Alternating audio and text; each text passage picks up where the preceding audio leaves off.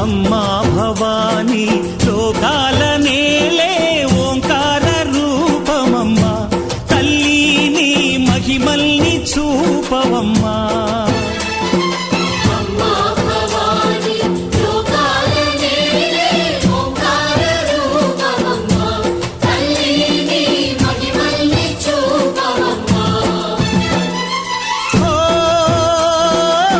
సృష్టికే దీపమా, శక్తికే మూలమా, సింహరథమే నీదమ్మా. అమ్మ దుర్గమ్మ భక్తులను దీవించుమా.